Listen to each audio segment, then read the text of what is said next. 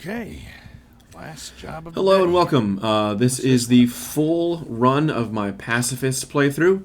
This is a post-commentary, so I am going to be giving my thoughts about what happened through here, some more technical explanations and just insight into the run itself.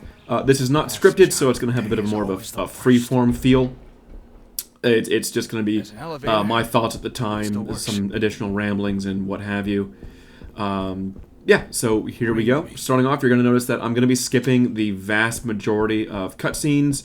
I've seen them a billion times, and this was my actually third run of the day. So I was actually a little bit frustrated when running this. I lost two other runs to just really stupid reasons, mostly dealing with curtain call. Of course, that's the big thing. You'll notice I took a medallion from the main area there that goes into the aviary. That'll come into play way later in the run, so we can just forget that for now. So we're just going to go ahead into stage 4. You're going to see me looking through lockers and various other containers, pretty much anywhere where there's valuables or things to pick up. Obviously, I'm not going to be picking up anything like ammo or tape. And also in my bag there, my briefcase there, you'll notice I do have the knife that will unlock the key to the dev room. You can't not start with that knife once you unlock it. You always have it. But you will see me put it away when I get to the very first chest, so it will no longer be with me. Here we are getting the gun. You'll of course see that I don't use any shots at all. I ate that candy bar earlier so we can get through the door. I do need the gun to get the blue key, which is showing up later.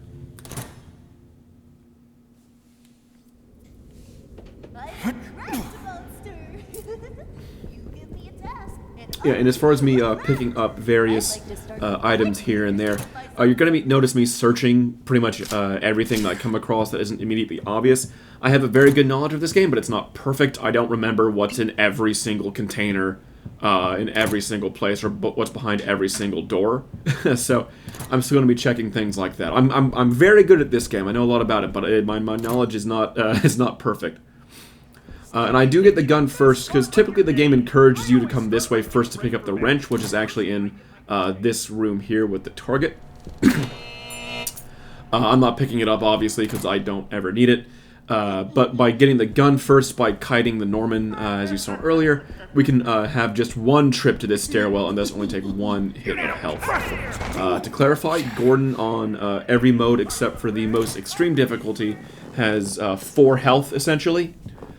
He can take 3 hits, and on the 4th hit he will game over, and it'll send you back to either a checkpoint, though those are kind of rare, or the last save station you saved at. But yep, here you can see me putting away the knife. I never got the key, just because, of course, that would be cheating. Another thing you're going to notice here in a second is I'm going to save, and the video recording is going to hiccup for a second. Because of what was going on. You can see there I paused and unpaused. It's not as obvious there. It'll be obvious in a few other places.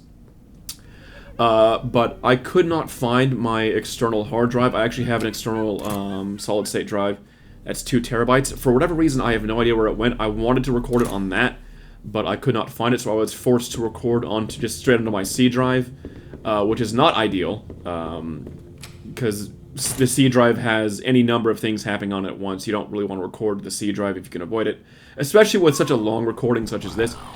So I actually broke up the recording into segments. Pretty much any time I went to a save station, is when those are going to happen. I paused the recording, checked into the folder to make sure that it was actually recorded and everything, and then I would resume the recording and continue.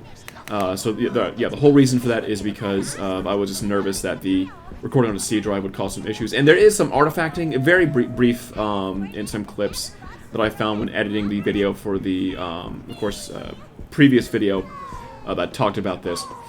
It's very minor, and you might not even notice it, but it's there, and it bothered me. But it's nothing too drastic on this. But yeah, we're already in the what I consider the main area of stage 4, which is this whole soundstage aspect. Great set piece, by the way, with all the different lighting and just how colorful it is. I really appreciate color in games. This game is very colorful. I love it. And this section, pretty much, it just consists of going around to get all the blocks necessary to spell out neighborhood on a certain signpost. That will give you a letter to unlock the sewer level. And I do actually make a few mistakes here that I'll be pointing out once I cross them. And there's, of course, Pearl. Like I went over in my edited video, Pearl doesn't actually target you. She just sort of wanders around the map aimlessly because she can't see.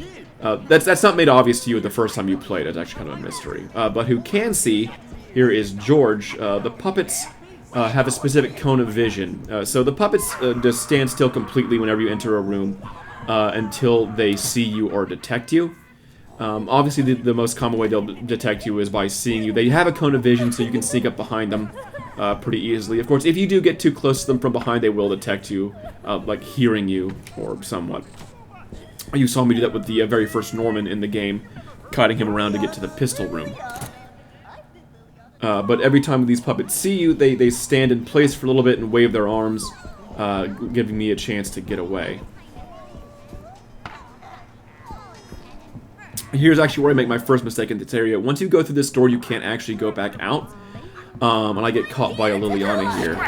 This was actually entirely avoidable, so coming here was a mistake. You're going to see in a second, I'm going to go down these stairs into, I think, Leonard's is the name of the store. Leonard isn't in there, ironically. It's just the name of the store. But you can actually come in here and go around this back way to avoid getting grabbed by Liliana at all up these stairs here. So that was a mistake that I made. I will say that even though I did plan this run out heavily, I didn't plan out exactly which way to go at what points. There's no set route like you would see for like a speedrun or something. I absolutely could have done that, but for one, I didn't think it was necessary, and two, I found it more fun to figure that out on the fly.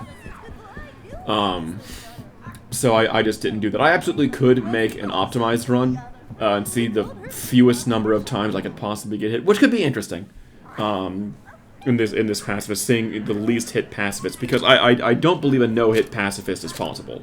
There's just too many halls where there's no way around but to do the Danny Phantom clip, as I like to call it. This Leonard here, I do believe you can absolutely kite if you do it correctly.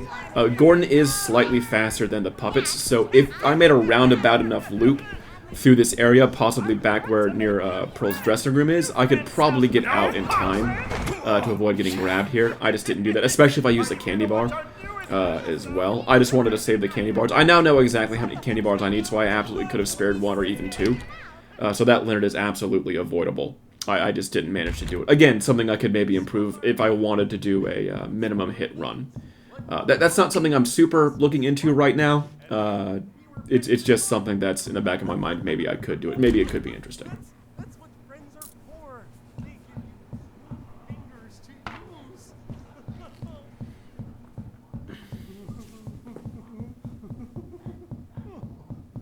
One kind of neat thing I do want to bring about that area we were just in, not the outdoor area, but that area where you could just hear a Norman just sort of ranting in the distance. One thing that I find kind of interesting about how this game does areas outside where you can see through, like for instance, like the windows out here you can see through, is that it of course copies and pastes the stage. So there are windows in this area you can look out of, and it will show, of course, the stage outside. But one thing that's rather interesting is when it does this copy and paste, what the devs did is they didn't actually remove all of the triggers that exist in that main map for existence.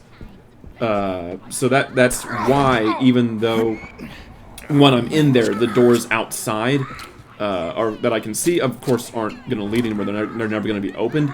They still work. All the triggers, all the entities, the vast majority of them that are copy and pasted aren't disabled when they're just for set dressing, which I find rather interesting. I actually have a little bit of a background in Hammer for Source SDK, the maps that made games like Half-Life 2 and Portal. So I do know a decent amount of how mapping works. Of course, this isn't made in Source. I'm actually not sure which engine this runs in. If I had to guess, probably Unreal. But it's just fascinating to me that when they copy and pasted parts of the level into other levels that you only can see from a distance, like through a window, they didn't actually remove any of the triggers, or even get rid of textures that you would never be able to see from certain angles, which honestly makes no clipping in this game a lot of fun, because there's things you really wouldn't expect to see. This Norman in the bathtub is just a fun little set piece. He does sort of take a swipe at you. You don't actually take damage when this happens. it's just guaranteed to happen. He doesn't actually damage you.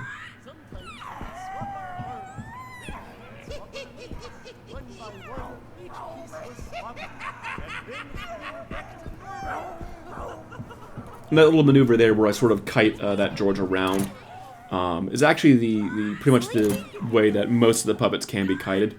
Their pathing is extremely simple. They take the quickest path to you, the most efficient path to you. And as you can see there, entering and exiting that door resets the George there. This happens with all the puppets, where if you leave the room and come back, they'll go back to where they were previously. They'll no longer be on you. Because once a puppet sees you, they won't ever actually stop chasing you no matter how far away you get. That's where you actually have to leave the room and come back to get them to break from their chase. I'm actually going to do that in a second here, going through this door to stop this George from chasing me, because otherwise he would just follow me and never stop. So if you see me just go through a door and turn back around like that, that's what's happening. And the way that I can turn back around so perfectly like that is because this game has a built-in just 180 button. If you press Q, Gordon will just do a complete 180 very quickly, and that's what I use oftentimes in that instance.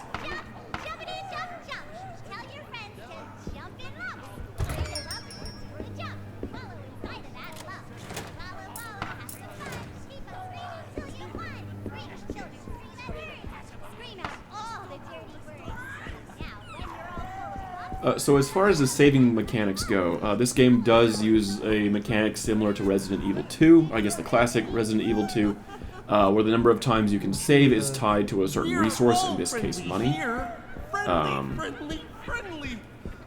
There is theoretically a finite number of times you can save in this game.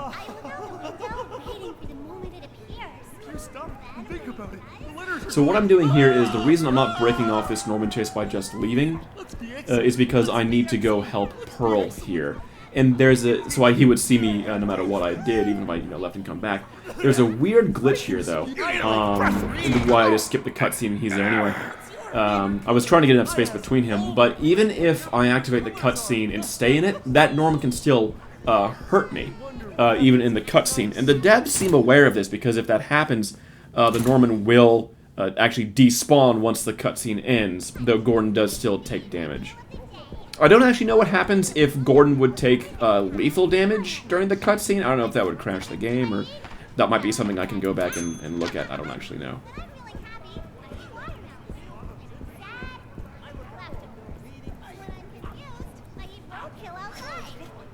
And there's the crank in the mailbox. The other document in there is just a map that basically points you to go to the sewer. I, of course, know where the sewer is, so I don't bother grabbing that. But that's going to be it for Stage 4.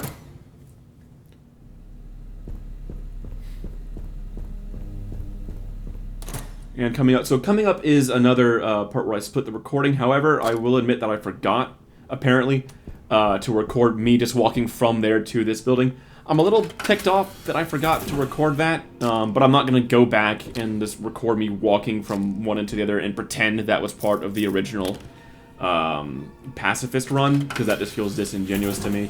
It's my fault for forgetting that. But yeah, all that really happened in that time that was skipped was me walking from that spot that I was standing into this lobby here.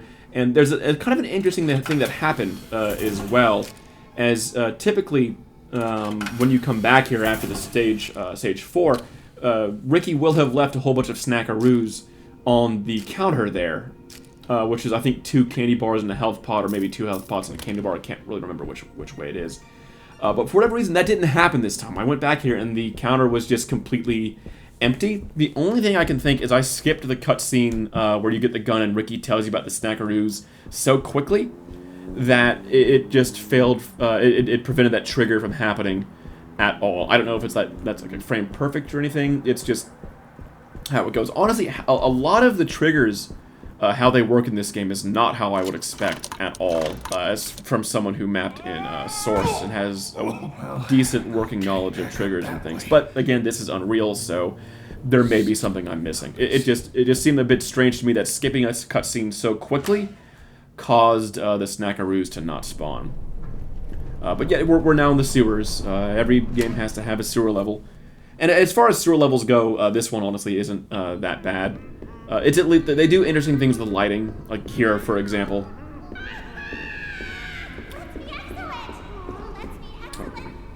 monitor's like there. Okay, I hope that doesn't mess with it. No, okay, recording's still fine.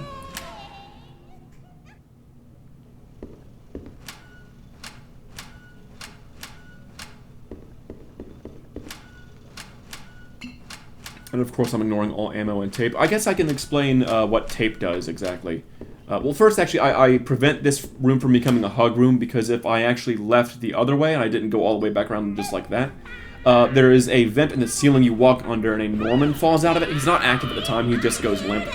But if that Norman falls from the ceiling and you come back the second time, because you do need to come back to there later, he'll be active, and I'm pretty sure that would make that room a hug room at that point, because there wouldn't really be a way around him. I went to this room by mistake. I always get mixed up with this room and the actual save room, but there's still goodies in here. This is the room where you get the shotgun, which of course I'm not picking up for obvious reasons. But yeah, back to the tape. So the tape is actually the only way to permanently down a puppet. So even if, in the game, even if you shoot a puppet and they fall down, or whack them with a wrench and they fall down, they're disabled. If you leave and come back, they'll immediately be back on their feet. But if you tape a puppet up once it's down, they stay down. Of course, tape is a limited resource, so you can only do that so many times. But I find that a very interesting and fun mechanic, because you basically have to decide which puppet is worth taping down and which ones aren't. I know for a fact which ones are the best to tape down, just because, you know, I know this game very well. But the first time playing through and deciding, oh, should I tape this puppet down, or maybe I should tape this one down, because you don't know how many times you're going to be coming back, it's just interesting. I'm standing still there, mostly, I think, to listen, because I could not remember if Ray would have spawned already or not. So my knowledge of when puppets spawn is a little muddied, because right now I'm playing on normal. Typically, however, I play on, I think Veteran is the second hardest difficulty. I play on that one, and that one has a lot of late-game puppets spawned early, including Ray, so he'll actually be active the moment you come to the sewers, rather than activating him up here via this cutscene.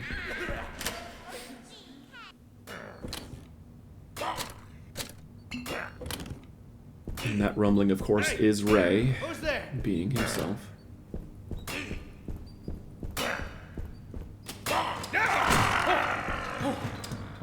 Jeez, that gave me a scare. What was that?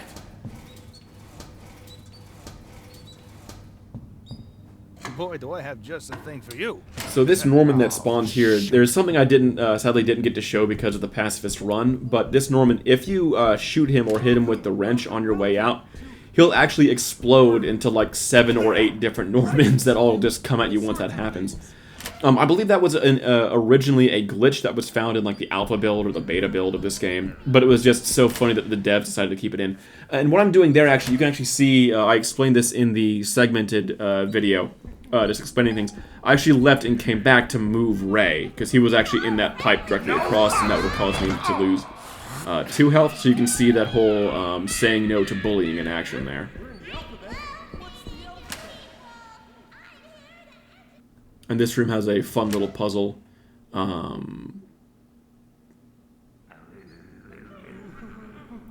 going back out here to deactivate that June bug so I can grab, I think there's either a candy bar or a health pot in this briefcase. Yeah, it's a candy bar. But this room up here has a fun puzzle. I've memorized it at this point. You'll see I don't even look at the clues or the hints just because I've done it so many times.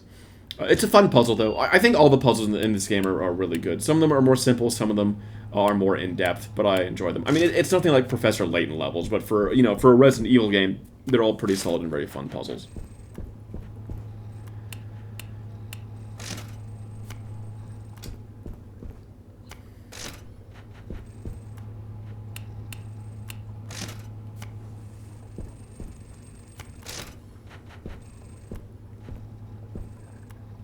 For whatever reason, opens that door there.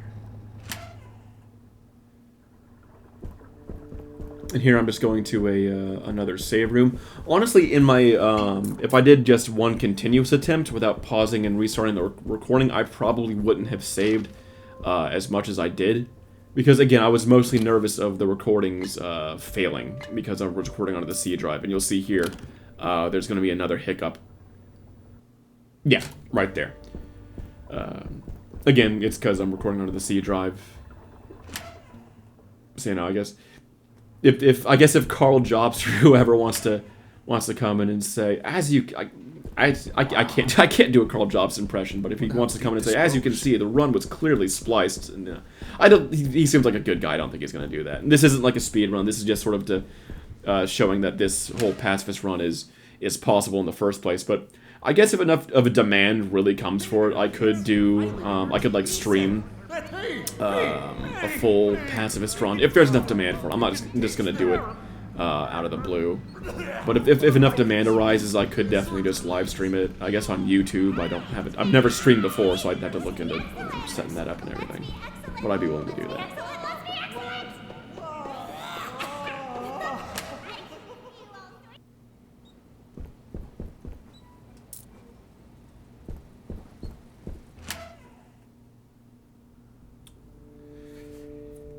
Just another save room here. Looking for supplies.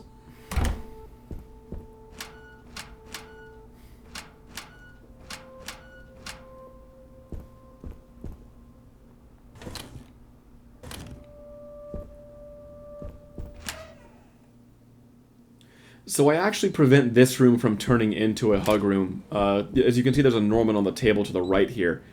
In the puzzle that's up here that you can't solve just yet, you don't have the right materials. It's around this corner. Yeah, there's a fuse box to the right of the screen right now. If you open and close that, that's sort of the trigger to activate that Norman, or to have him activate sooner than he normally would, at least on higher difficulties, so I just ignored doing that entirely. Because otherwise this turns into a hug room, because you can't get around him otherwise. So not opening that breaker box keeps him deactivated for as long as possible.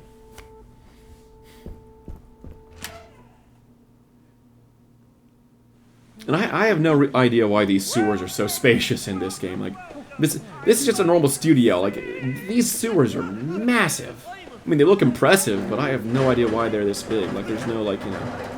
Again, this is a mascot horror, but there's nothing like, oh, it's channeling blood of the innocent to fuel these demonic puppets. No, it's... As far as the lore of the world goes, these puppets are just... They just exist. They're just alive. It's sort of like, you know, like... Any movie with the Muppets are just there and alive, and no one really questions it. That's sort of what's going on here. The puppets are alive. They are actual, you know, living things. Yeah.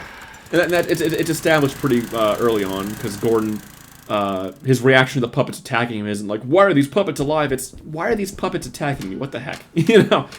He's more just confused as why they're attacking him. He's not confused as to why they exist. And you see a ton of magazine articles like talking about the puppets as if they're real people part of this world. So it's not like some grand reveal that the puppets are alive. You know, it's a well-known part of this universe.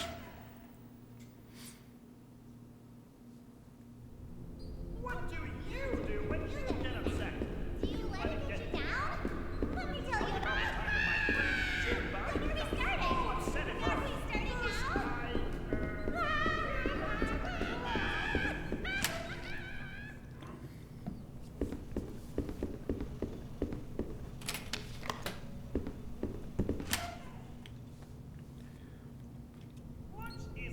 You know, one thing I'm actually kind of concerned about is I kite so many of the puppets so seemingly easily that I'm actually a little worried that people might think that this game is a bit too easy and a bit too boring. Honestly, the first time you play through it, the game does a very good job of making you guess at how the puppets really work.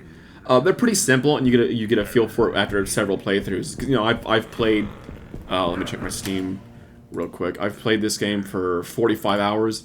So I know very intently how the puppets work. And I know, like, 45 hours isn't a lot compared to someone who has, like, you know, 1,000 hours in, like, PUBG or something like that. But this is a single-player game that you can beat in under 2 hours without very much effort. I think even this run, which is going to be slower because I'm not shooting the puppets, takes about an hour and a half or so. So that tells you how many runs I've done of this game.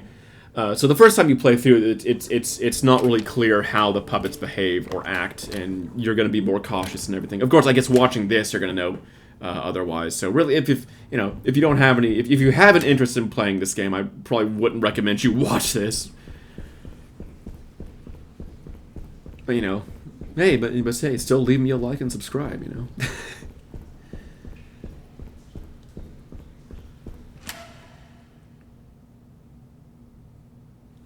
another thing that the devs do to sort of muddy how exactly the puppets work is, I think, like, even I don't know this entirely. I could test it, but I've never bothered to. Is that I think the different puppets have different health values. Like I think George, the one who looks like he's a taxi driver, wearing all the yellow. I swear he has more health than the other ones, but it's hard to tell because sometimes, like the pistol, the wrench, you can take a puppet down in 2 shots. Sometimes it feels like it takes 7 or 8. Headshots, I know at least stun them for a bit. I don't know if the headshots do more damage. It's just hard to tell. I think the devs programmed some innate randomness to either how much health the puppets have or how much damage your gun does, and I actually think that's great. I don't like it in a survival horror game, because I guess this you could technically call a survival horror game, even though I don't find it scary. I love the game, obviously. I don't like it in games like this when you know, okay, I need to shoot exactly 4 rounds in order to down this enemy. I don't like that. I think that makes the game too formulaic. It makes it too predictable. I like it when you choose to engage an enemy in a game like this. Because you don't have enough ammo to shoot every single puppet. Well, actually, you might. Not counting the wrench, obviously. On normal, you get just a ton of ammunition. But expending ammunition is a choice, and I like the fact that it's like, is this puppet going to go down at 3 shots, or is it going to go down at 8? You know, and if you get, like, you know, too many shots in, should I stop shooting it? Or, you know, have I already spent this much? Should I just go ahead and shoot the puppet down? I like that. So I actually think it's a great decision that I don't know how many rounds it takes to take out each puppet. Typically the shotgun will get him in 1. But as far as the pistol and the other weapons you're going to have more ammo for, it's a lot more gray. And I think that's a great design, honestly. Lunch is my favorite meal of the day. I always eat the food that most represents how I'm feeling. What sorts of things Yep, and we are just about out of the sewers. when I'm feeling happy? I eat watermelon. When I'm sad, This must be the elevator Ricky was talking about. And there's, of course, going to be another recording hiccup once I get out of the elevator here.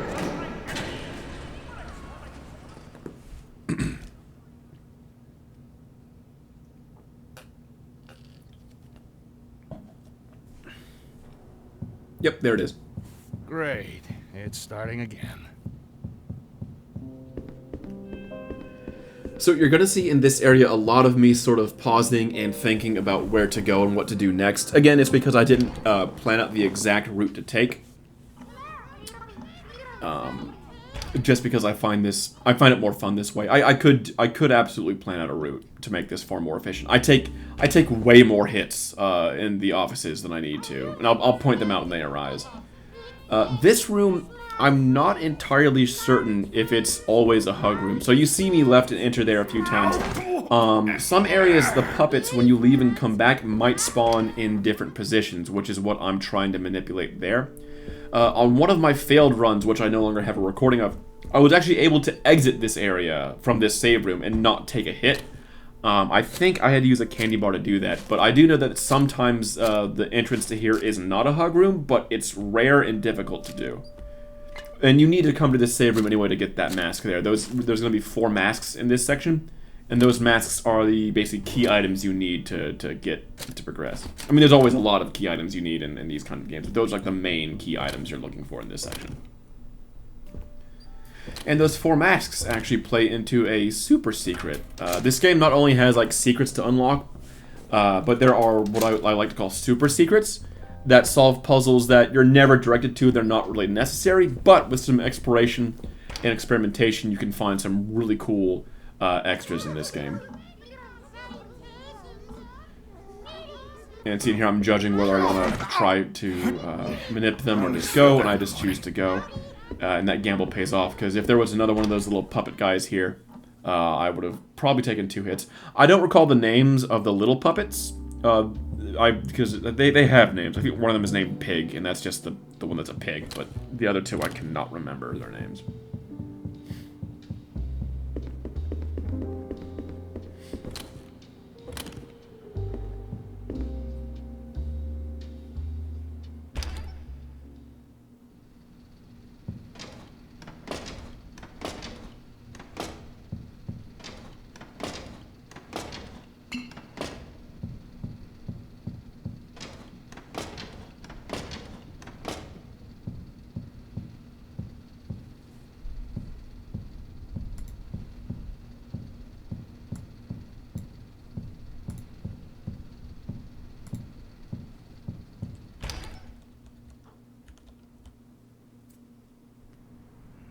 can draw, you can So this hole here, I'm pretty sure on this trip down here to that room there, I'm pretty sure I can avoid this becoming a hug room. The problem is there was a Leonard to my right that would have made it hard to kite this George around in a circle. But you can see there was a moment there where I was able to interact with that door. So this room I could have absolutely avoided taking a hit there. It's just my timing was off. And definitely with a chocolate bar, you could get through this. But every subsequent trip, I'm able to avoid getting any hits in because I can kite the George around like this.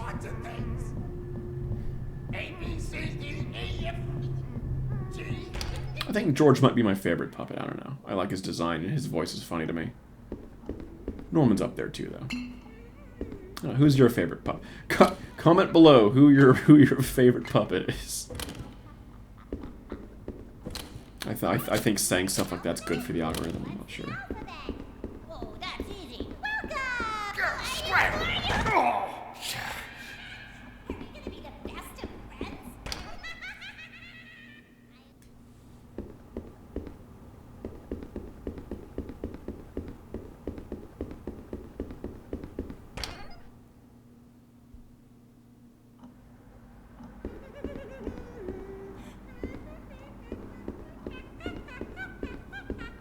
Man, it's so strange that even when I was going to get footage of this for the segmented video, just like no clipping around and everything, playing it again and actually grabbing ammo to show off combat and everything, it really made me want to do another run. Half the reason I did this pacifist run is because this idea had just been bumping around in my head for so long of would this be possible? Could I skip curtain call? And it just made this sense of a lack of closure for me. And then finally actually doing it, discovering it, I thought that would give me, okay, I can finally have the closure I need. I can stop playing this game. Because I don't normally play games over and over and over again. Typically when I'm done with the game, I'm done with it. I'll replay games, of course, after a long amount of time, like months or years, depending on the game. But even like my favorite games of all time, I've only played them through maybe 2 or 3 times. This game, though, I have no idea how many runs of this game I've done. And yeah, it's a shorter game, but normally I don't operate like that. So something about this game has just sort of hooked into my head and made me want to keep playing it. And here you can see I'm trying to spawn and nip things. It's not going well because this hallway is so cramped.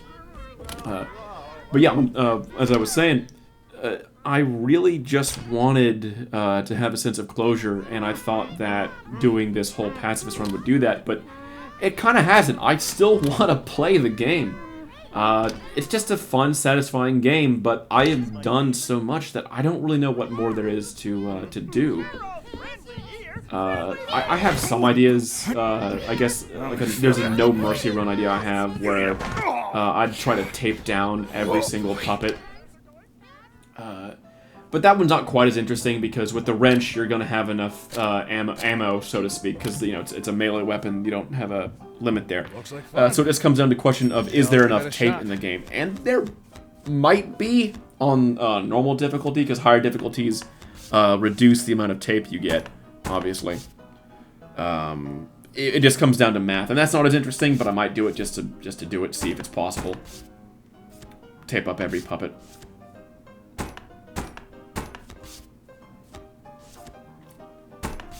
Man, this board game is actually, it's simple, but it's a pretty fun little break. The rules are all written to the left there, if you can read those.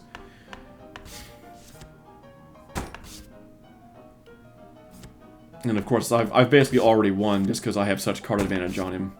For those of you who don't know what card advantage is, go play Yu-Gi-Oh! Or something.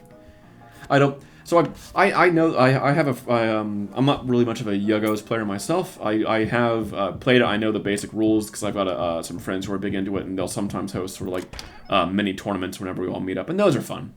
So I know the basics of Yuggos, but I don't particularly play much myself. And half the Yuggos jokes I made, or Yu-Gi-Oh! Yuggos is what we call it. Half the Yuggos jokes I made in the segmented video were for them.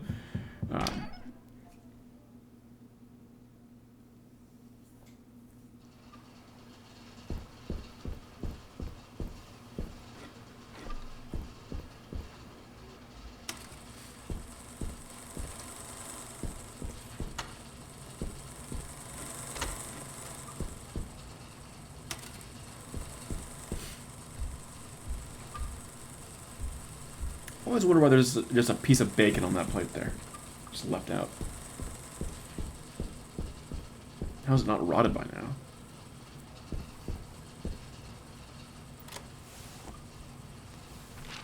Because I don't think the puppets eat. Like, they've been here for a while. Well, not the dogs eat, though. You feed them. I guess they do. And Goblet eats. What am I talking about? Like, that's her whole shtick. Or maybe, but, you know, is it a shtick? Do they actually need to eat? I don't, you know. Or like a Roger Rabbit situation where it's just, you know, part of their character. What the? Whoever Goblet's voice actor was must have had a really fun time. Honestly, all the puppets just seemed like they were a lot of fun to voice. I mean, hey, if there's ever a sequel, you know, I'd love to. Get me on there. Let me voice a puppet. What the heck was that? I don't think there's a... I'd love for there to be a sequel, but I don't, you know. Oh, I wouldn't be surprised if that's not really in the cards. This is actually the room where they introduced the grenade to you. Obviously, I'm not getting it, but, you know.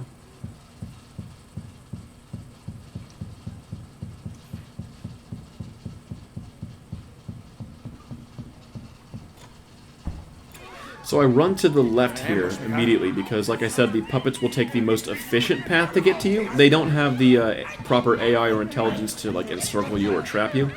So you can funnel them all to one side of the stage. The left side is the easier one to get to. It's the quickest. And then I'll have them all funneling down that stairwell, allowing you to go around here and avoid being grabbed at all. Yeah, the area is actually pretty simple. Like, just for the fact there's no actual roaming enemies. Even Goblet, she doesn't actually move until you enter a range to make her run at you. So I think Pearl is really the only quote-unquote roaming enemy, and she isn't really looking for you or patrolling. She's just sort of wandering randomly. I definitely would have liked some enemies that do roam. Maybe sometimes the puppets will roam, so sometimes they won't. Still really enjoy the game, though. One thing that's not actually seen here, because this is a pacifist run, is that if you shoot a puppet and leave the room, of course it gets back up, but there's a very high likelihood that it will actually spawn in a different area entirely. Like, you did see me trying spawning it with the small sock puppets and with Ray, but as... They just do that all the time, but it's the other puppets that will actually spawn in entirely different positions than their starting ones. That's actually one thing that really helps the pacifist run, is the fact that I always know where the big puppets, I guess the humanoid puppets, are going to spawn, because their spawn locations are set until one of them is shot and put down and you come back later. Now, they won't always move to a new position. Sometimes they'll stay. Again, it's sort of randomized, and again, I like that. I like sort of muddying up where things are going to happen. I like creating uncertainty. So I think that's another really job well done there. Of course, you don't see them moving positions at all, because I never gun any of them down, because this is a pacifist run. By this point, you've probably also noticed that my cadence, my speaking voice, is a lot different than it was in the segmented video, the other video to this. This is my actual speaking voice. The one I did for that video was one I was putting on for that video. I thought it was more entertaining than me just talking. I actually tried a bunch of different talking styles to see which would be the best, and I thought that the more sort of dry humor one fit the best with my writing. Which is why I'm just talking normally now.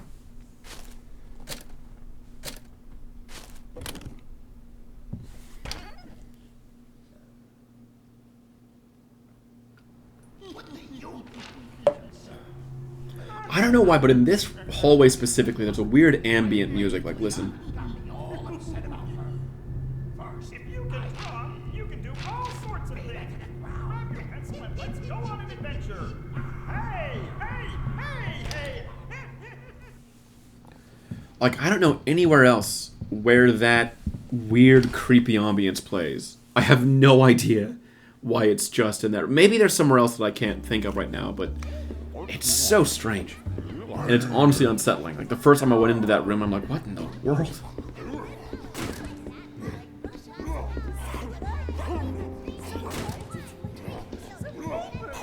So I think I'm going down... Yeah, so this...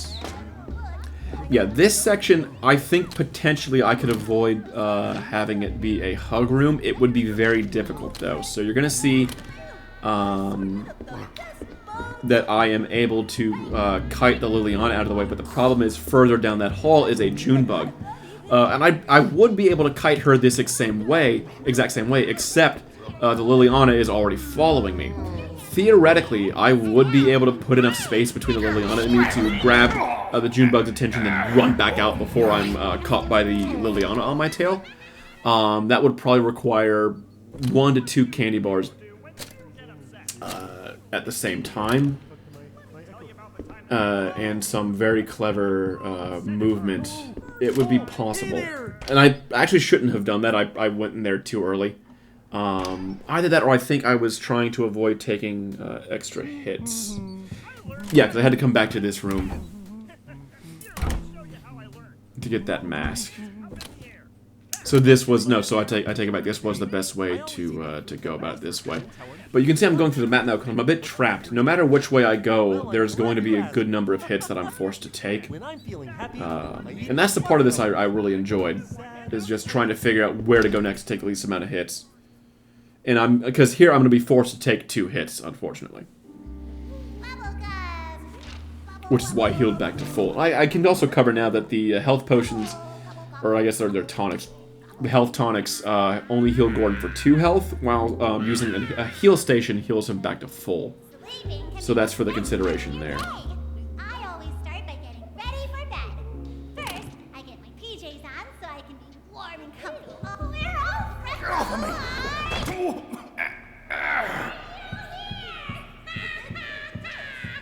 Oh, I actually take 3 hits here, so that was a mistake. I don't know why I didn't immediately turn that at hole. I think maybe I thought I had the triangle key, but that was absolutely a mistake I made there. Because I think either way I would have had to have taken 2 hits going back. I may be wrong about that. But that's if I ever, if I ever plan for a minimalist, a minimum hits pacifist run. I could do that. A minimum hits normal run would just be boring because it would just be me shooting every single puppet before it even gets to me, which is more than doable. Or even using the wrench, because the wrench can, just like the guns, if you hit them in the head with the wrench, they will stun lock. Now normally the game doesn't have a crosshair. You can choose to enable one. I don't, just because I prefer it this way. And it's better looking for the video too if there's no crosshair. But you can turn one on if you so choose.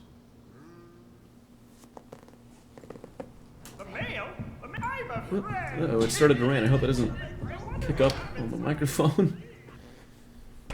Nah, probably not. I like the rain anyway, so...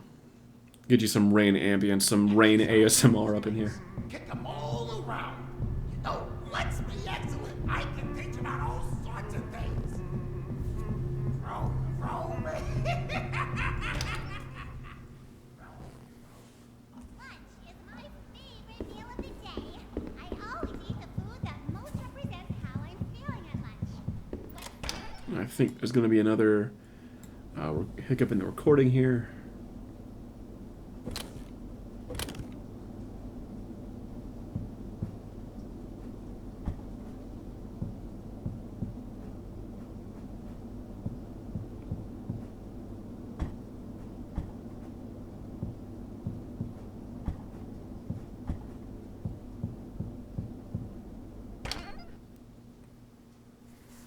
Yeah, right up in here where there's going to be another cut in the footage where I was stopping and restarting the recording.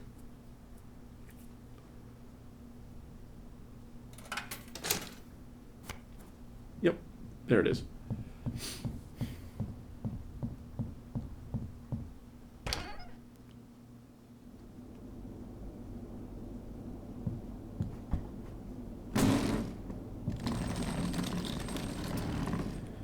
And this just leads to another puzzle here.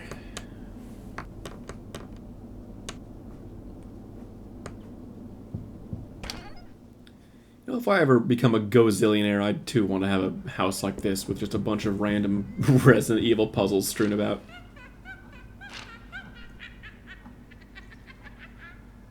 What? Learn the alphabet? What's the alphabet? Oh, that's easy. It's So to explain the map, this does something similar to the Resident Evil 2 remake, where any room that has been completely cleared of all, loot, it turns green, while if there's still something in the room, it stays red. And yeah, I have absolutely played this game and turned the map entirely green. I'm that kind of completionist. I'm not doing that on this one, obviously, because I have no need for tape or ammo. Next, I go to the bathroom and grab my toothbrush. We're all friendly here. Friendly, friendly, friendly.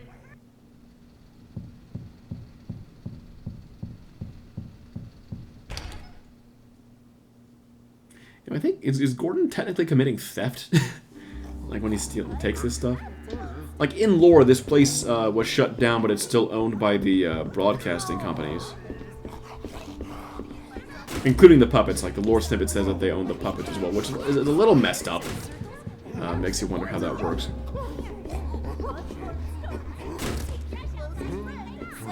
all of their parts into little I'm here to educate the children. I'm here to educate the children. I hear him just kiting Liliana again. And I'm using this elevator to go back down and grab the film reel for Goblet. So to explain more of why I had to do this now, is because when we skip curtain call, so once we grab the key up in the CEO's office, that tells the game to make the triggers to activate curtain call to turn those on and make them active. So if I walk through them, it spawns curtain call. Not personally how I would have done it, but you know, it's a valid way to do it. And again, my knowledge is in Source SDK and not whatever engine this is. So you know, take everything I say about that with a grain of salt. But once those hitboxes are active, they'll only turn back off once you defeat curtain call, because obviously, you know, they don't want them to spawn again. But because we skip curtain call, the triggers to spawn it never deactivate. And in order to bring this tape that I have now up to the film room and play it for Goblet, I actually have to go through an area with a curtain call trigger in it. No matter which way you take, whether it's through the that's elevator to the CEO room or either the two side halls, all three of those have triggers that activate curtain call. So if I had left and not helped Goblet and skipped curtain call, on the return trip I would be forced to go through one of those rooms and go back through the triggers to activate curtain call. Now potentially I could have done curtain call skip twice more, because you would have to skip curtain call a total of 3 times if you don't do it how I'm doing it here. And potentially there's enough candy bars to do that, especially with how much money I have. But just avoiding that in the first place is probably not only faster, but just less of a headache in the long run. Now, you do have to come back to the offices to get one of the materials needed later in the game.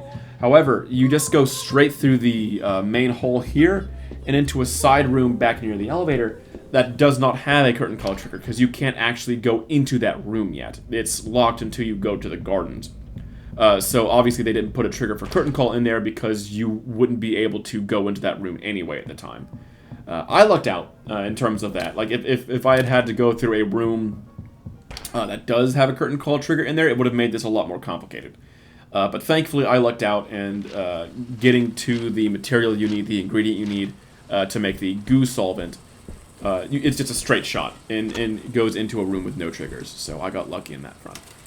And here we can see I am activating what is necessary to have Goblet come down there so I can console her later to get the golden ending, which I'm probably going to do a little bit here.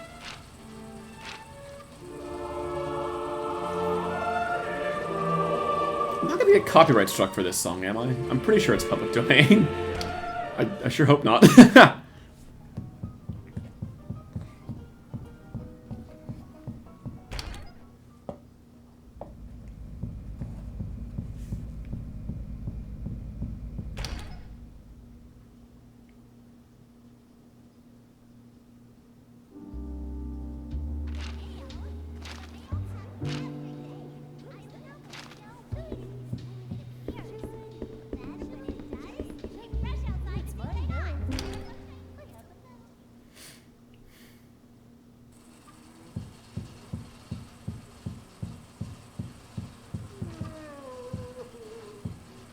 So one thing is, I don't know if to get the golden ending I actually have to activate these cutscenes here, or if just using the item I need will activate the golden ending. So just giving Pearl back her eyes, or just putting that tape in there.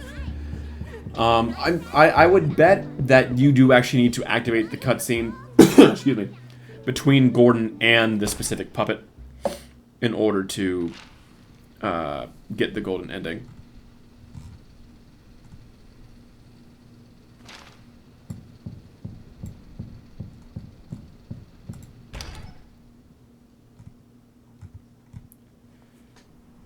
La da da. Welcome, welcome, welcome. I want to make new friends.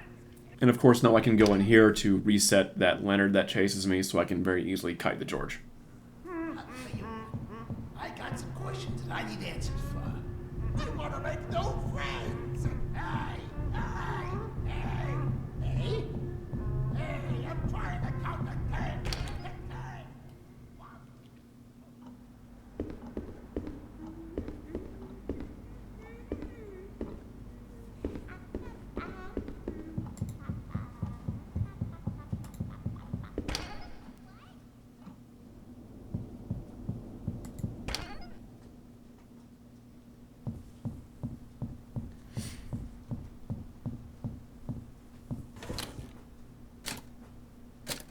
And we should be gearing up for curtain call skip soon.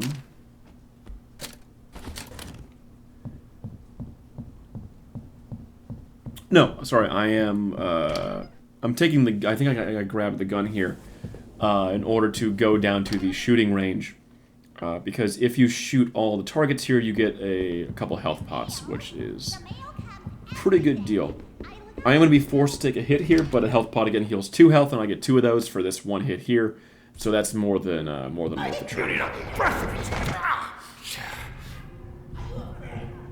I honestly probably didn't even need them. What do you do? Hey, I'm trying to...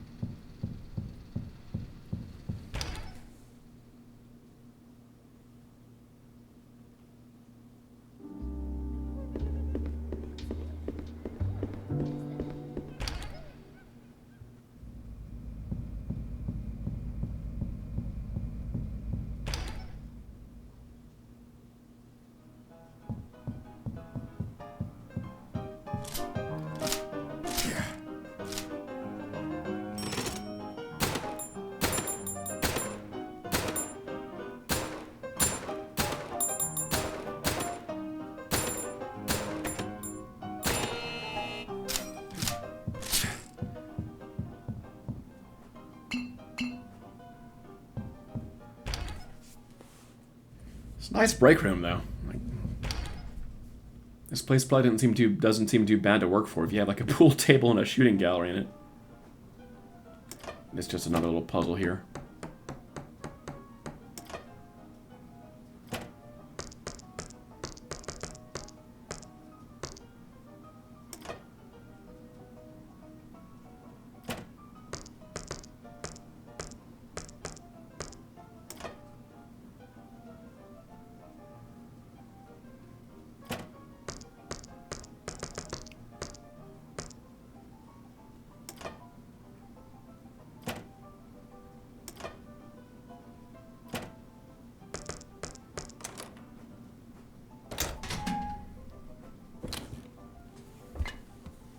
Yeah, and the inventory obviously is Resident Evil style, where you actually have to have physically enough room in there to pick everything up, and you can rearrange items in order to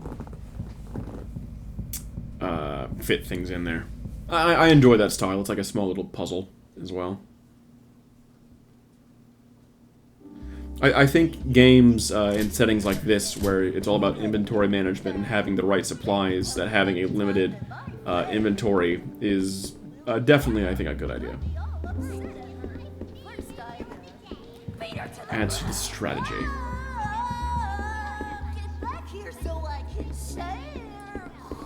This whole time where I was running away from this Juliana, I actually had my finger off of my mouse buttons to make sure I didn't accidentally shoot any of them and make this whole run invalid, because that would have been a kick in the teeth. I always feel that in the morning.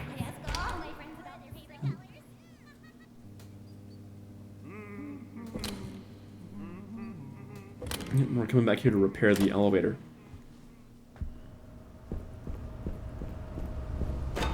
This should fix that elevator.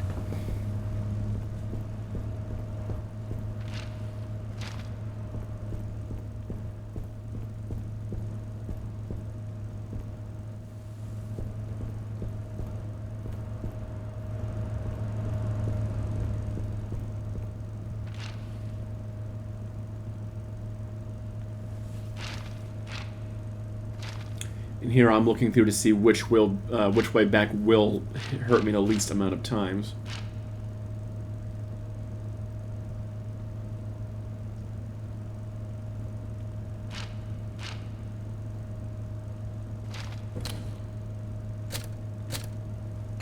Yeah, no matter what, I'm going to need one of those. Because once you're on the danger heart, one more hit will give you a game over. If you can draw, And of course, that's not the end of the world. It's just I wanted to avoid those, obviously. Oh, jeez.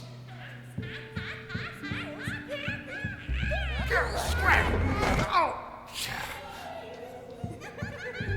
we going to be the best of friends? I want to be friends.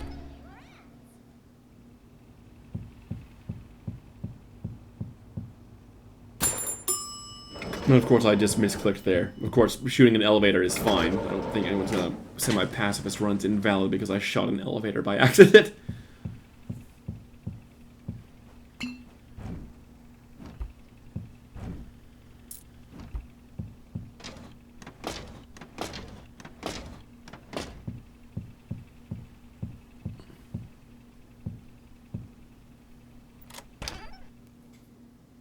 Yep, and this leads us back around to that earlier save room.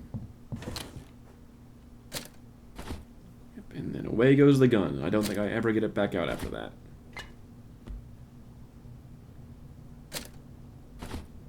You know, it's funny, I said in the segmented run how I was getting really low on health items. I never actually get that low on health items. I swear I remember myself worrying a lot more about not having enough health items to get through all this. I don't know, maybe the tension was just a lot more. Because it was my third run and everything of the day. Wow. Would love to have a view like this. Maybe this will unlock the front door.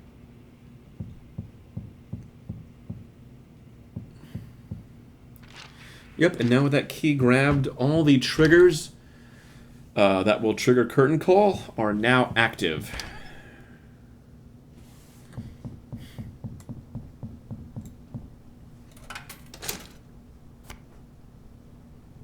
And here comes another little save hiccup, because I really wanted to make sure that this part didn't fail.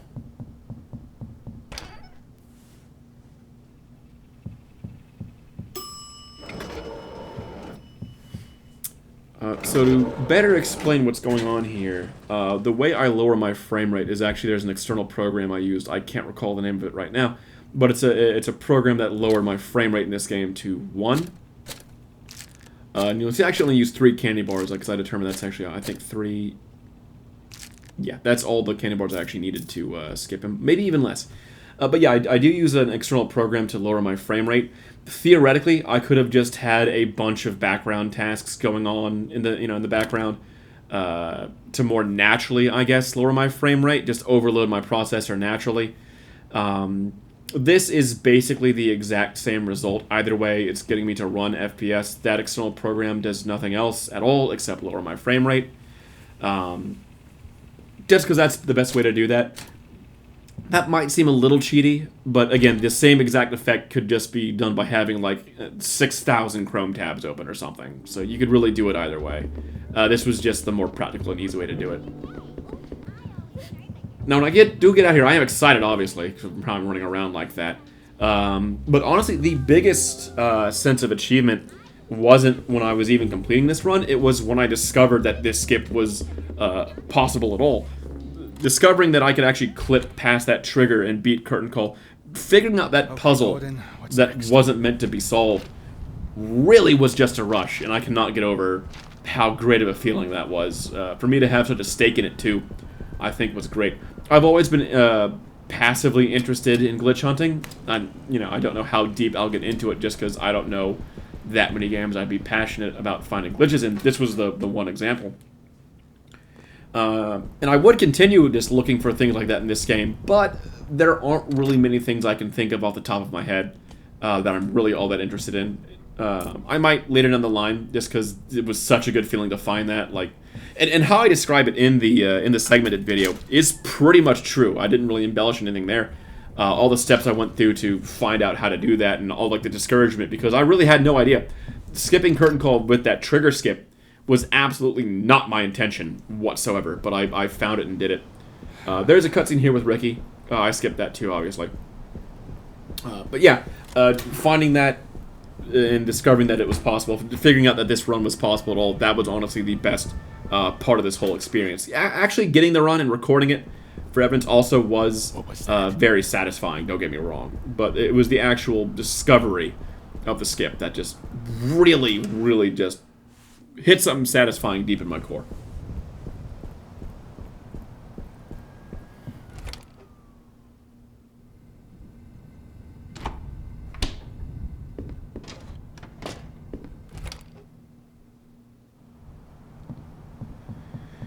And here, of course, we're getting to the greenhouse. This will have the triangle key, I believe, that will give us access to pretty much the rest of the map, at least the the areas I've been to, because this is one big sort of return trip to dissolve whatever's blocking the elevator. around to create this solvent to just dissolve what's blocking the elevator. And it's a fun segment too, because all of the ingredients you need are found pretty much where you expect them to. I think one of them is, for example, trumpet polish, and it's behind a locked door, a locked triangle door in like the studio, like where a music room is.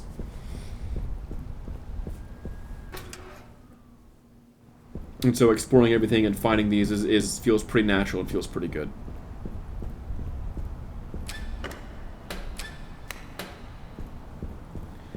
First, we're going to the sewers because we can go and help Ray here. It is necessary to help him to get the golden ending.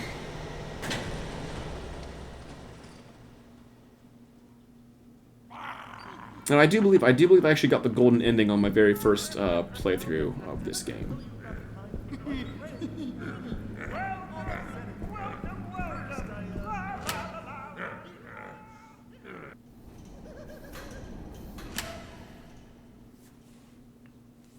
And there, of course, I'm just deactivating that Leonard who saw me earlier.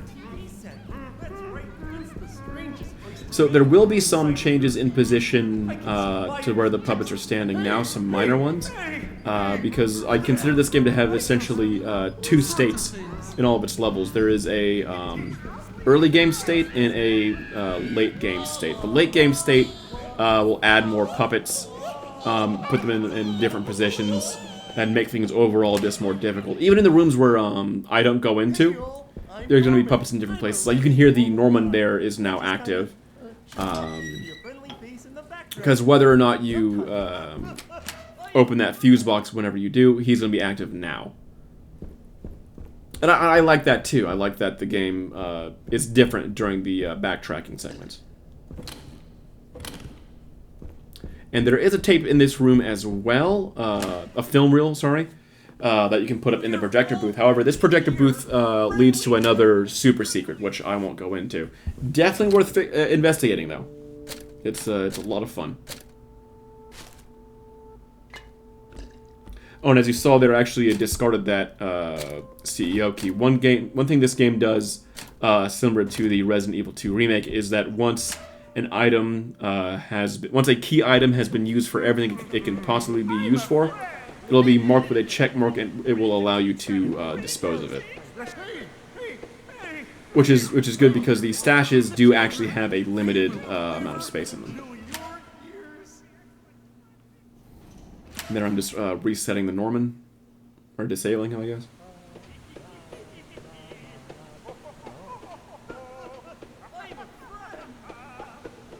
I honestly probably didn't have to. I was just being cautious.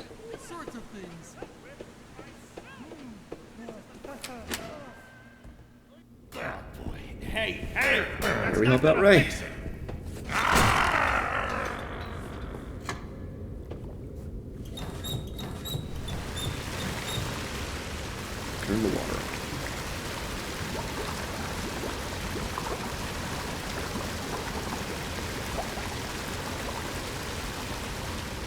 What do you want? Pigs. I don't know why I didn't skip that cutscene immediately. I might have been running something through my head or just taking a drink of water.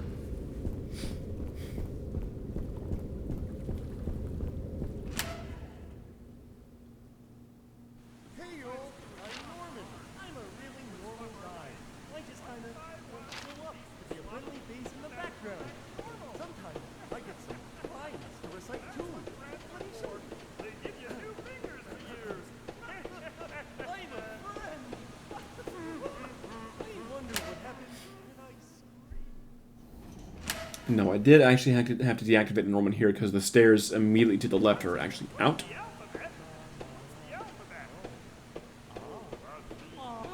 So what I'm going to do is kite him.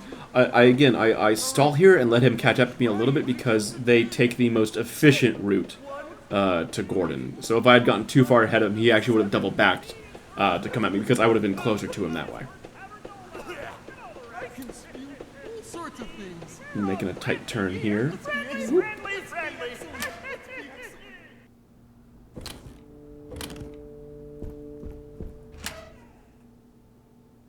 I guess on a technical note, if the recording quality sounds different, it's because I'm recording this in Vegas directly. I edit in Sony Vegas 14. Earlier when I was doing all the other audio I captured was captured in Audacity. And I'm wondering if it's going to cause a noticeable difference in the recording quality, because I'm not entirely satisfied with the recording quality of the other video. There's a good bit of echo. Unfortunately, I don't really have a room in my house that I would consider soundproofed. I did what I could to soundproof it. It could have been a lot worse, but it definitely wasn't where I wanted to be. I even made a joke about that in the edited video, saying I was jealous of Arlo's mic setup. It's a lot better than mine.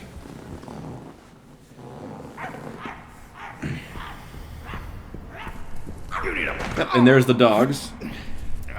The dogs essentially behave pretty much exactly like the neighbors do, except they are always facing towards you, so you can't sneak up behind them. They're always sort of looking at you. So that, in essence, gives them a much larger threat range. Fortunately, the one in there is the only one we ever actually have to get hit by.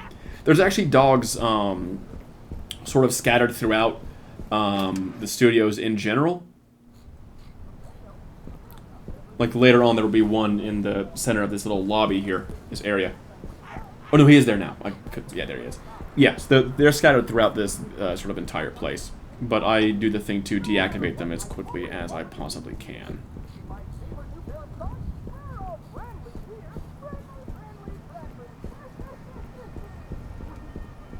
Yep, and so we're going back into the offices, and I specifically do not go down. If I went down any of the side halls, like either those doors, or the door to the left there, or the two doors up top, those can all lead back to anywhere else in this place. The one door on the ground floor to the right just goes to the save room. So that one probably doesn't have a trigger, I haven't checked. But the two doors up there and the one there, if I had gone into either of those, I would have run the risk of respawning Curtain Call and making this whole run moot. That's actually how I did lose one of these runs. Now this room here does not have the trigger in there because you cannot get in here until you have the triangle key, and by that point you should have defeated Curtain Call. I of course skipped Curtain Call, so that's a bit different, but there's no trigger in here. Now this room, probably I can avoid this hug by using a candy bar, so this probably is a optional hug room.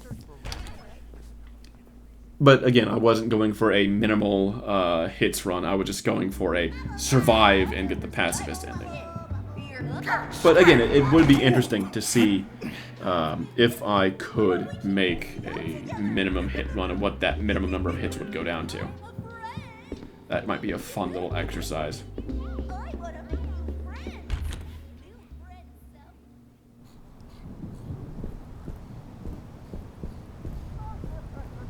And here we get to see something kind of fun. There's a Leonard up there that is a statue, and he for some reason has come to life.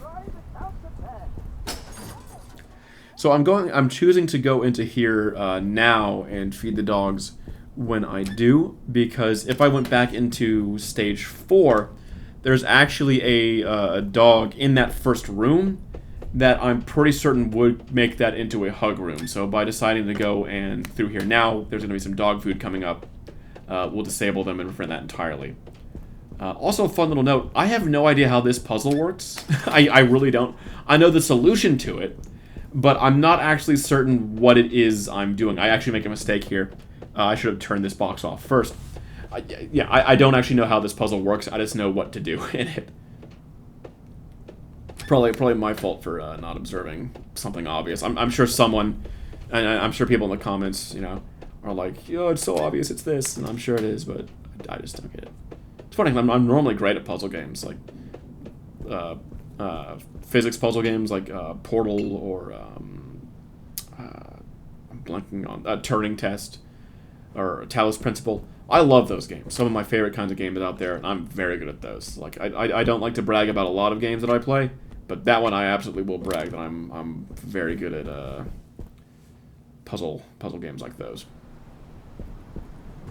And get the dog food.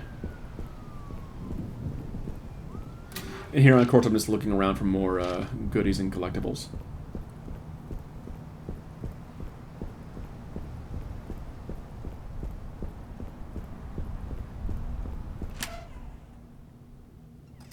I do have to wonder just how much money My Friendly Neighborhood made, because these grounds are massive.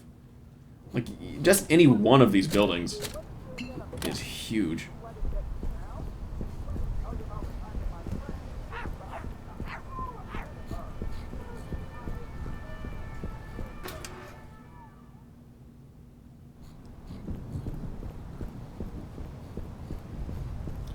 Yep, but I'm actually going to save here again, so there will be another hiccup in the recording. Of course, by this point, Curtain Call has been skipped, so the vast majority of the challenge of this run is mostly behind us. In fact, the Curtain Call skip is one of the easiest parts of the game. Because it really is remarkable how easy that skip is once you have your frame rate lowered. Maybe you can skip it at a higher... No, I think I actually tested it. I'm pretty sure you have to have your frame rate pretty darn low and your speed pretty darn high in order to skip it. I don't think you can skip it at, I don't know, whatever I'm running it at. My computer's pretty darn beefy. So whatever I was running it at was definitely higher than, 60 at least. Though my monitor is only 60 hertz, so running anything higher than that's kind of pointless. I could get higher frame rate monitor, I guess. Not really high on my priority list. And that will be the last time we are ever hit by a dog, because we come up here and give them their food. And yeah, I do skip the cutscene where I pet them and everything, but, it disables them all the same.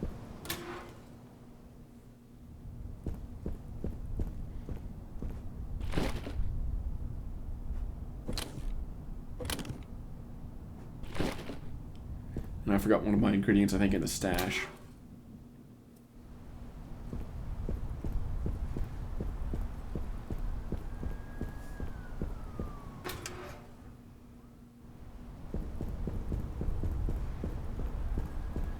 Which is all the way back in the garden.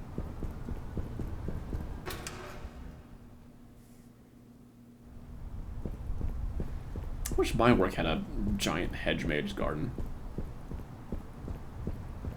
I guess for context, I obviously don't do YouTube full time. I'm never gonna consider doing that. I mean, unless like, I guess these videos blow up and I get millions and millions of views or something. But yeah, a career in YouTube, not something I'm looking into.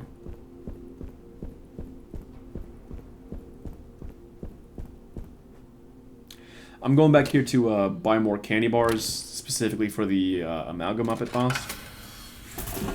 Just to make it easier. The Amalgam Muppet is the name of the final boss of this game. It's not Amalgam Muppet, it's Amalgam Uppet. It's legally distinct. It's not a Muppet. It's a Amalgam Puppet.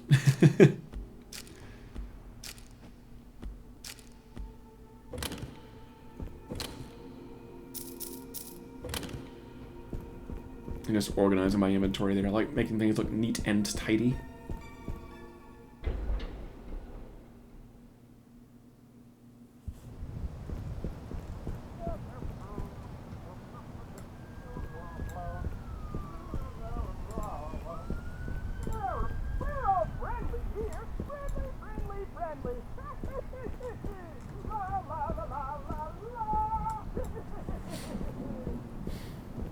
You can see, of course, the dog that was here is gone now. Oh, I just forgot the ingredient entirely. Right, I haven't gone back into the stages yet. So yeah, in this room, actually, right beyond those lockers there, is where one of those dogs would have been if I hadn't fed them yet. And that would absolutely make this into a hug room. So feeding the dogs at that moment is absolutely necessary.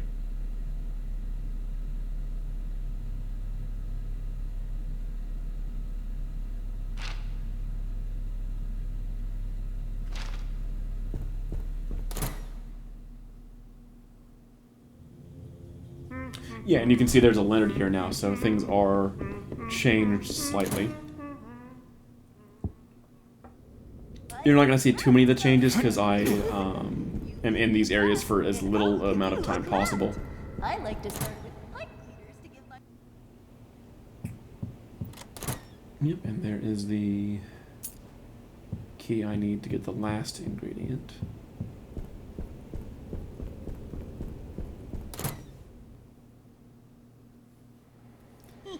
And thankfully, now that we have the triangle key, we can actually take a back exit out of here and avoid getting hit in there at all. Diamond key, sorry, not triangle key. I get mixed up there. So this room, I'm actually just looking for supplies, but there is a part of a super secret in here. I'm not going to say what it is. Actually, two super secrets in here. There's a very pivotal room for secret seekers. Secreteers. Here, I just went into the wrong room.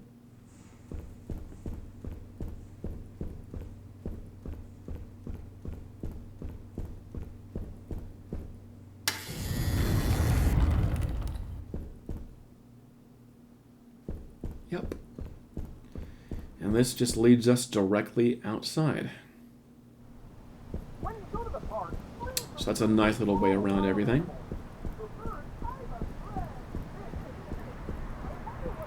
We're back into the park.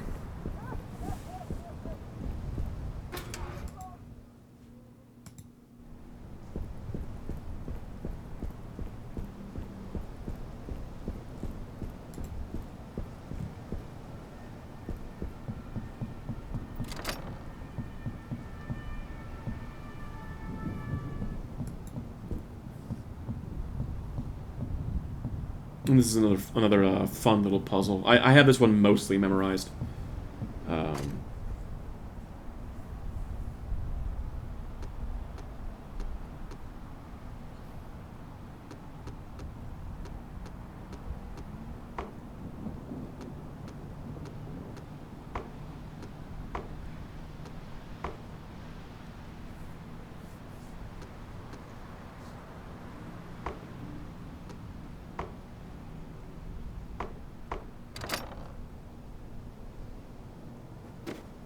The first time I played through this, I really thought that Leonard there was going to come to life and, like, smack me when I grabbed that. He doesn't, and I think that's fun. I don't think every single opportunity that's an obvious scare should be an obvious scare, just because I think that helps keep up tension.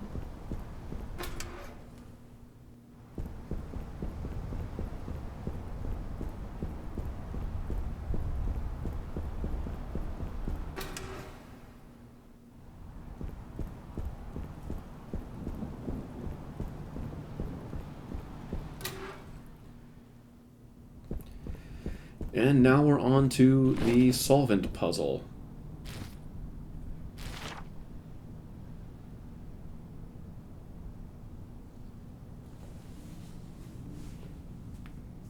And here I'm just memorizing it in my head. Forgot to turn on the water first, though, of course.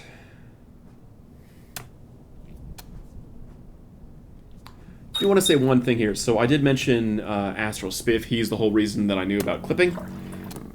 In the first place, probably I don't know if this run would have been made possible without my knowledge of that. I do want to say that I'm calling him out there. The first time he played through this game, he struggled a lot on this puzzle here with the timing thing. I don't think I've ever failed that puzzle once. To be fair, though, I have a very good internal metronome. I played piano for who knows how long, a very long time. So I have a very good internal metronome, but I'm just sort of calling out Spiff there. I got you, Spiff. You know, Want to prove you're better at me? Challenge me to a race. Give me those. Give me that. Give me that exposure spin. If you're not 100% with Astral Spiff, you might better know him for doing a lot of very silly runs of Five Nights at Freddy's Security Breach. He discovered Gigamonty. Very fun. I recommend you give him a watch. What on earth? Weird comment, but I love that sound effect there. Finally, let's get this done. Don't know why. Really love that sound effect.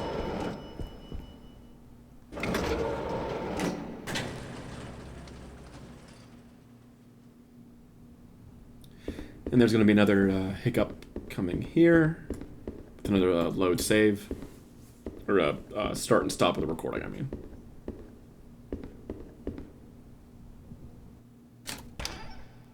Yep.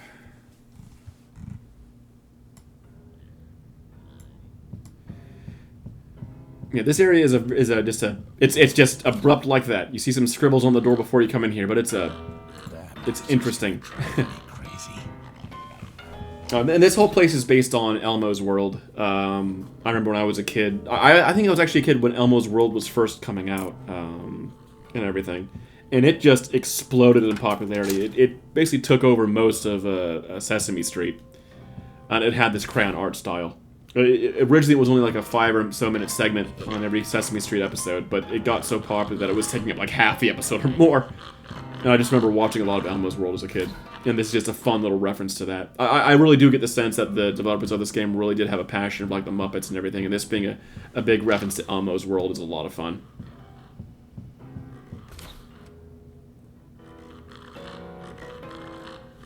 And yeah, this area is pretty much just a puzzle area. With Arnold just banging in the background there.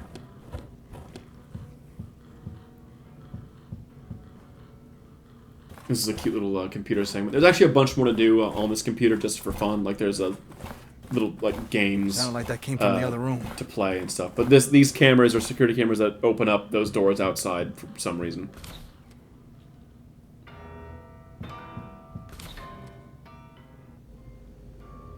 And this is another puzzle here. Very fun little puzzle.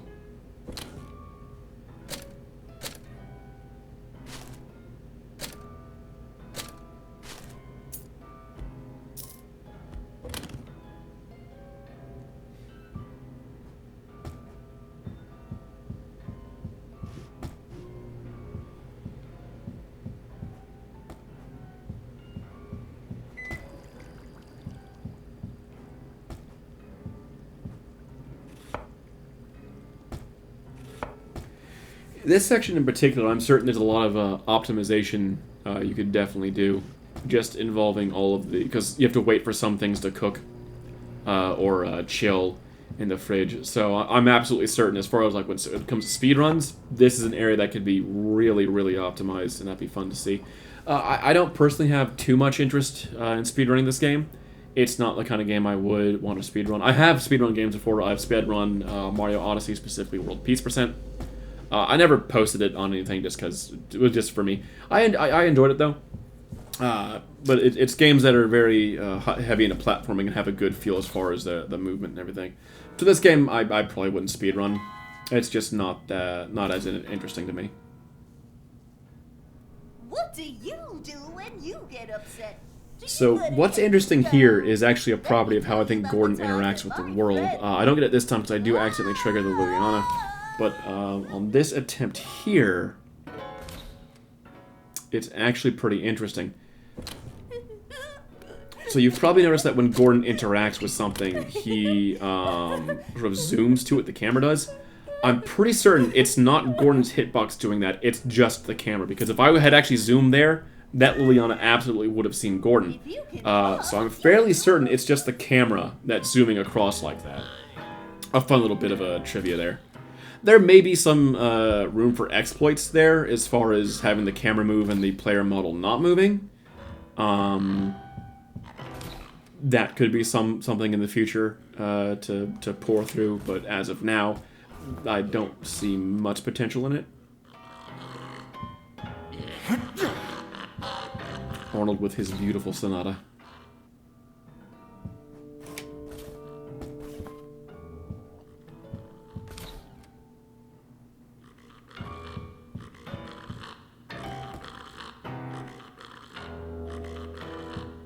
Or I wonder if it's more of a fugue that's building on a single central theme. I mean, it's not that complex, so... I don't know, maybe a prelude. But that, you know, it's got one motif to it that's built on.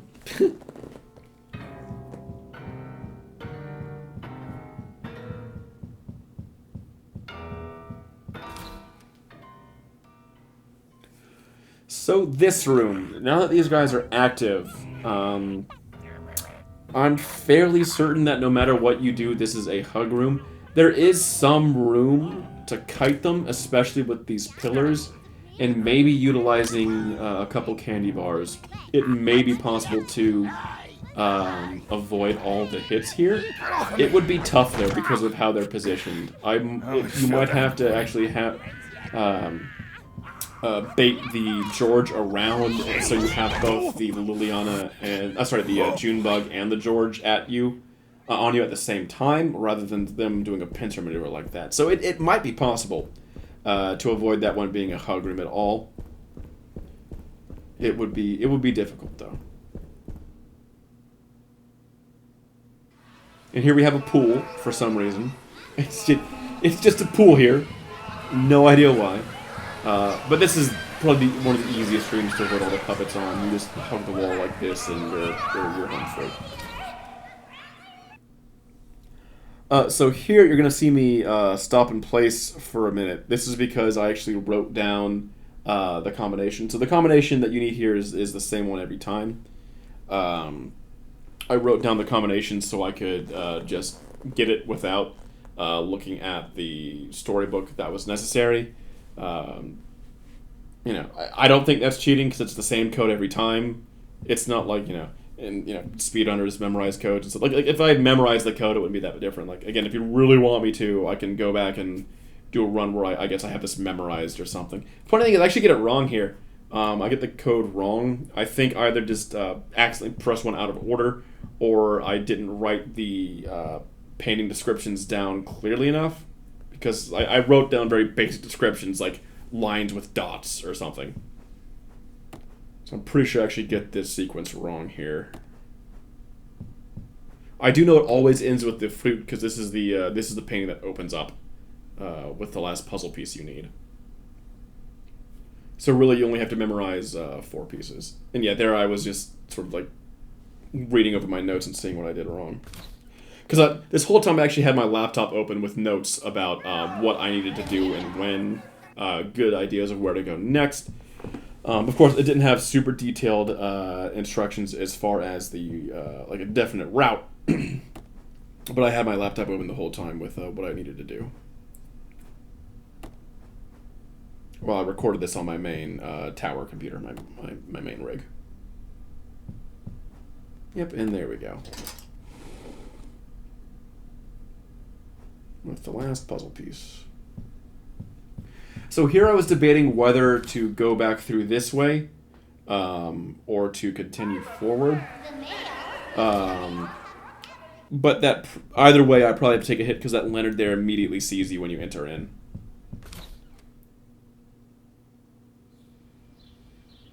And yeah, we're upcoming to the the room with the 3 tiny little boys, and you can see there there's the grenade there I was talking about earlier. I actually love these little guys. I think they're hilarious. If you just stand around and listen to their ramblings, it's really fun. No!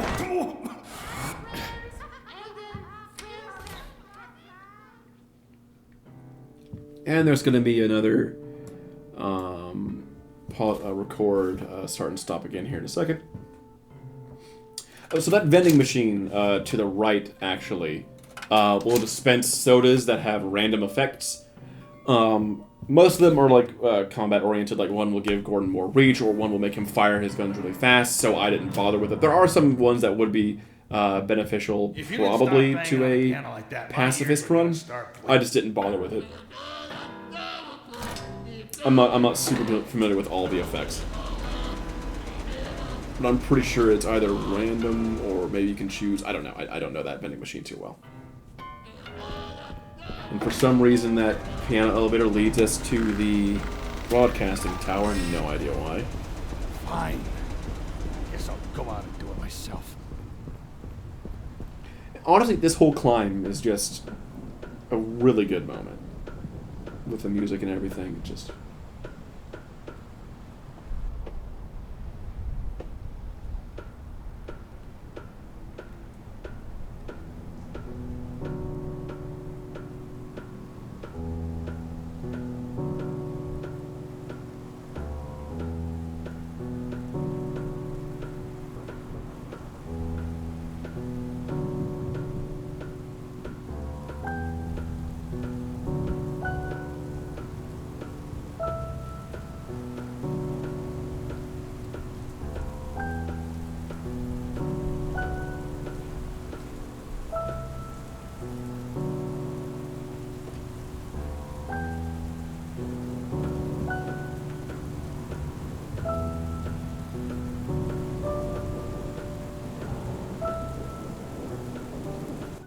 Yeah, it's a nice little moment. I do also want to say that, because there's the Ricky moment there, even though I do make a lot of Arlo jokes about his Paper Mario opinions and stuff, I do actually like him as a YouTuber. I'm actually subscribed to him and everything. So even though I make a lot of those jokes, you know. Oh, and there's the blue tool chest. You may have noticed it in the aviary. This is a unique tool chest that only connects to the other blue tool chest. I'm pretty sure this is the only other one in the game. It's just for extra storage. I do want to say that I do wish the Unfriendly Neighborhood was longer, because I like the aesthetic of the really messed up neighbors down here. Then I'm eating all the candy bars. I feel sick. Once you hear him say that he feels sick, that's the maximum speed you can reach. It's capped. It lasts. So as far as time, it lasts potentially indefinitely. However, it only lasts for, I think, 3 or 4 rooms, so it's a limited amount that way. You can see them, the messed up neighbors that way. I just sort of look back at them because they look cool. And I actually accidentally skipped the amalgam of it here. I'm pretty sure I did know that this existed, I just forgot about it at the time. So I could have actually just stopped here and not bothered. However, I did want footage of me sort of kiting away from the amalgam of it just because that's more exciting. So I actually do quit out to menu here. Yeah, right there. Well, I was considering it. I was waiting to see if he shows up later, but I'm pretty sure I quit out to menu here in just a second. Yeah, and then I load back in. It's still the same run. It's not like I did anything different. And either way, it's at the very end of the game, so it's it's the same run. It's nothing different. You can see I have the same inventory and everything, so it's all the same. But I just did that because I wanted the amalgam up it in the shot, because one of the original plans for the edited video was to have this whole sequence. I would sort of edit it like a dramatic fight. I'd be using the song from My Hero Academia, You Say Run, that everything goes to, and just have it be silly and dramatic. That was the original plan. However, I didn't end up going with that just because the edited video was already pretty long. I think about like half an hour or so. I think just for pacing, it didn't really work. But I still wanted footage of the thing because I like its design. It looks interesting. It's not a very difficult boss, especially when you have all this speed built up. It just sort of walks around and tries to lunge at you. If you get too close, it'll swipe at you. It's a pretty simple boss. Great look, though. I do actually take a hit on purpose here, just because I wanted that for the recording as well. I literally could have gone this entire time and never taken a hit by this thing. Like, here I'm actually standing still to let it hit me. There it is.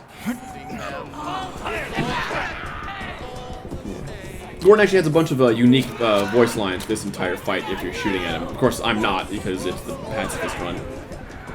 But yeah, the whole pacifist way around this, because the pacifist actually built into this fight, as I explained in the edited video.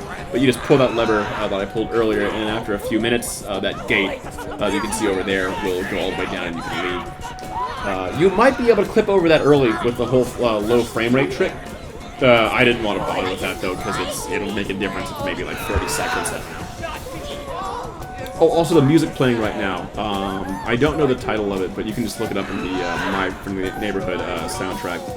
It's a fantastic piece. Right now it's pretty basic, but later the saxophone starts kicking in, and it gets really fun. I'm a bit biased on like saxophone.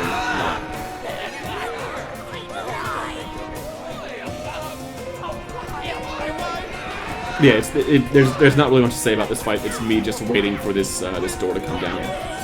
I don't know the exact amount of time. I know it's a couple minutes. But no idea why this door is so slow. And if you defeat the Amalgam Muppet, the door pretty much instantly drops.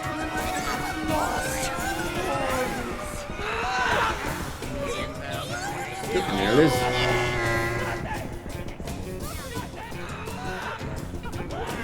And that is pretty much the run, because that pulling that lever reactivated the emergency elevator. There's no stairs here. Pretty sure that's a fire code violation.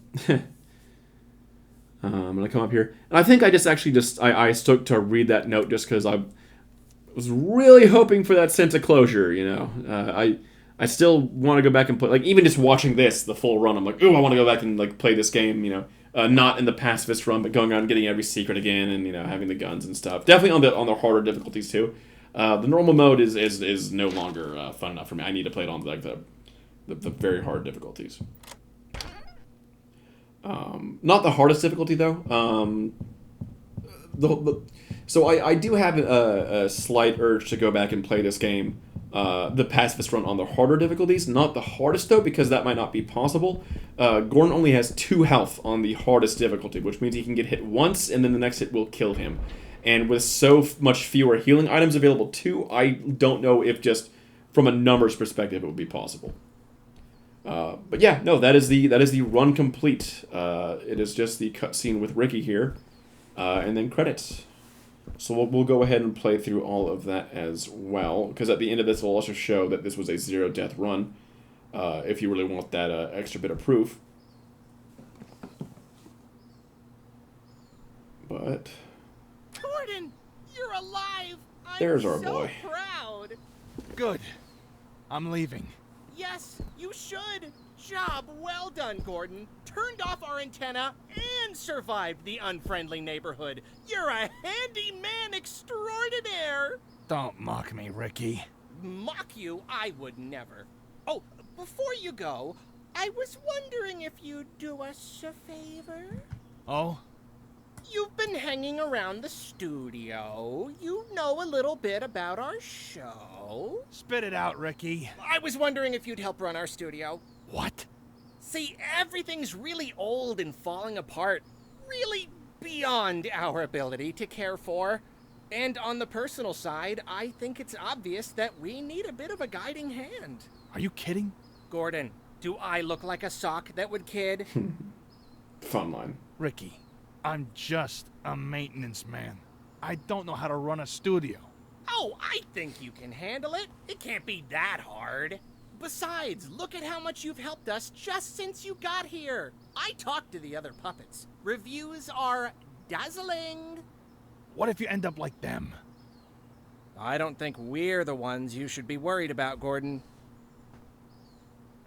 Come on. Won't you be our neighbor? And there's what I used for the end of the edited video. We'll give it a shot. Oh, Gordon, I'm so glad. We will have such fun. I'm not living here, though. Well, we'll talk about that. Oh, Gordon, thank you. Thank you for being our friend. I am bursting at the seams. I must go tell the others at once. Tomorrow night, then? No. It's decided. Tomorrow night. See you later, Gordon. Arrivederci. Toodaloo. 23 skidoo. Ciao. I do wonder about the legality of Well, Gordon Brian, like inheriting this place What or have you something. done this time? I helped the neighbors get a slot on public access TV. It was late night on weekdays. I don't think anyone watched it. Within a couple of weeks, though, word was starting to get out. Some people loved the show, some people hated it. That caught the network's attention. And by the end of the year, we had 3 channels wanting to sign for a whole season. Of course, after my boss found out I was involved, I got fired. But somehow, I feel a little hopeful about it. It's hard to describe. It's like you've been lost in a tunnel until suddenly a voice calls your name. And you turn around and you see the rising sun. And it's so bright, maybe it hurts a little to look at. But you don't care. Because it's leading you home. Yep, and that's the game. The credits are going to play here. Once they end, will of course show that I got my final run, the time. I think the number of times I saved and the number of deaths. Of course, it was a 0 death run, as you saw there. But yeah, no, I do want to say that I really do love this game. I mean, I wouldn't have played it through so many times. I wouldn't have done this whole run if I didn't love this game, and not even in an ironic way. Like I really in general don't like mascot horror, but I don't even really consider this a mascot horror. Like I know it's got mascots in it and it has horror elements, but it's definitely not what I would call a mascot horror, and I really do love this game. And if you haven't played this game, try it out. I definitely think you probably should have played this game before I've explained so much of it, peeled back a lot of the curtains about how it works. But yeah, definitely actually recommend playing this game, 100%. And definitely, try doing the kind of run I did. Definitely play it through normally a couple times first, but yeah, very, very fun game. Absolutely. Very well made. Had a great time.